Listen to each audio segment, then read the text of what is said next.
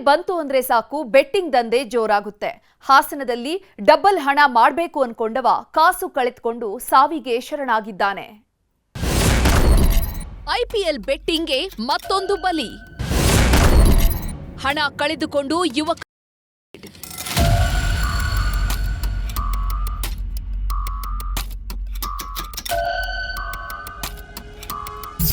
ಚಟ ಅನ್ನೋದು ಮನುಷ್ಯನನ್ನ ಚಟ್ಟಕ್ಕೆ ಏರಿಸುತ್ತೆ ಅನ್ನೋ ಮಾತು ಸುಳ್ಳಲ್ಲ. ಹಣದಾಸೆಗೆ ಬಿದ್ದವರು ಮಾಡಬಾರದನ್ನ ಮಾಡಿ ತಮ್ಮ ಜೀವಕ್ಕೆ ಕುತ್ತು ತಂದ್ಕೊಳ್ತಾರೆ. ಹಾಸನದ ಅಟ್ಟಾವರ ಗ್ರಾಮದ ಈ ಸ್ವರೂಪ ಮಾಡಿದ್ದು ಅದನ್ನೇ. ಕಳೆದ 3 ವರ್ಷಗಳ ಹಿಂದೆ ಅಪಘಾತದಲ್ಲಿ ಈತ ಕಾಲು ಕಳೆದುಕೊಂಡಿದ್ದಂತೆ. ಹೀಗಾಗಿ ಮದುವೆನೂ ಆಗದೆ ಮನೆಯಲ್ಲಿ ಒಬ್ಬಂಟಿಯಾಗಿದ್ದ. ಕೆಲ್ಸ ಇಲ್ದೆ ಕೂತಿದ್ದವ ಕೂತಲ್ಲೇ ಹಣ ಮಾಡ್ಬೇಕು ಅನ್ಕೊಂಡು ಬೆಟ್ಟಿಂಗ್ ಚಟಕ್ಕೆ ದಾಸನಾಗಿ ಹೋಗಿದ್ದ. ಇನ್ಶೂರೆನ್ಸ್ನಲ್ಲಿ ಬಂದ 5 ಲಕ್ಷದಲ್ಲಿ ಬೆಟ್ಟಿಂಗ್ ಆಡೋದಕ್ಕೆ ಶುರು ಮಾಡಿದ್ನಂತೆ. ಬೆಂಗಳೂರಲ್ಲಿ ಇದ್ದ ತನ್ನ ಸ್ನೇಹಿತರ ಮಾತು ನಂಬಿ ಬೆಟ್ಟಿಂಗ್ ಆಡೋದಕ್ಕೆ ಹಣ ಕಟ್ಟಿದ್ದಾನೆ. ಆದ್ರೆ ಹಣೆ ಬರಹ ಕೆಟ್ಟಿತ್ತು ಅನ್ಸುತ್ತೆ.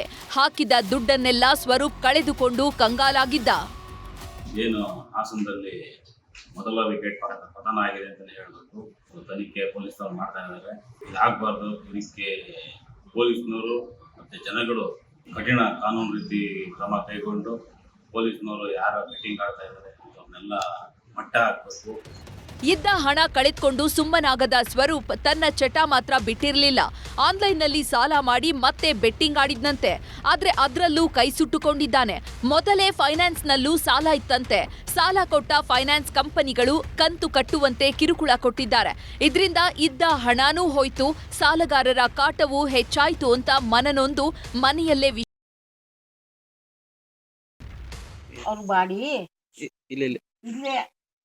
ಬಾತ್ರೂಮ್ ಐತಲ್ಲ, ಬಾತ್ರೂಮಿಗೆ ನೀರ್ ಕಡಿಕ್ ಹೋಗ್ಯಾನೆ.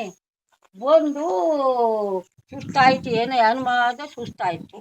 ಬಂದು ಅಲ್ಲಿ ಮನ್ಗಿದ್ನಂತೆ. ಮುಂದ್ಗಡೆ ಒಂದು ಹಾಲೈತಿ, ಅಲ್ಲಿ ಮನ್ಗಿದ್ನಂತೆ. ಆಮೇಲೆ ಸೊಸೆ ನಮ್ಗೆ ಹೋದ್ರು. ಎಲ್ಲ ಬಂದು ಏನಪ್ಪ ಅನ್ನೋದಕ್ಕೆ ನಂಗೆ ಹುಷಾರು ಕಣಣ ಅನ್ನಂತ. ಅಷ್ಟು ಬಿಟ್ರೆ ಆಗ್ಲೇ ಕರ್ಕೊಂಡು ಹೋದ್ರು. ಒಟ್ಟಾರೆ ಹಣದಾಸೆಗೆ ಬೆಟ್ಟಿಂಗ್ ದಾರಿ ಹಿಡಿದವನು ಜೀವವನ್ನೇ ಕಳೆದುಕೊಂಡಿದ್ದಾನೆ. ಕ್ರಿಕೆಟ್ಗೆ ಬೇಕಾಬಿಟ್ಟಿ ಹಣ ಹಾಕೋರು ಇನ್ನು ಮುಂದೆಯಾದ್ರೂ ಎಚ್ಚರಿಕೆಯಿಂದ ಇರಬೇಕಿದೆ. ಕೃಷ್ಣ ಇಬ್ಬೀಡು, ನ್ಯೂಸ್ 18 ಹಾಸನ. ಮತ್ತಷ್ಟು ಪ್ರಮುಖ ಸುದ್ದಿಗಳನ್ನ ಕನ್ನಡ ನಾಡಿ ಎಕ್ಸ್‌ಪ್ರೆಸ್‌ನಲ್ಲಿ ನೋಡೋಣ. ಸಚಿವ ಮಧು ಬಂಗಾರಪ್ಪ ಎದುರಲ್ಲೇ ಕೈ ನಾಯಕರ ಕಿತ್ತಾಟ. ಶಿವಮೊಗ್ಗದ ಶಿರಾಳಕೊಪ್ಪದಲ್ಲಿ ಘಟನೆ. ನಾಗರಾಜ್ ಗೌಡ ಹಾಗೂ ಗೋಣಿ ಮಾಲ್ತೇಶ್ ಬಣ ಕಿತ್ತಾಟ.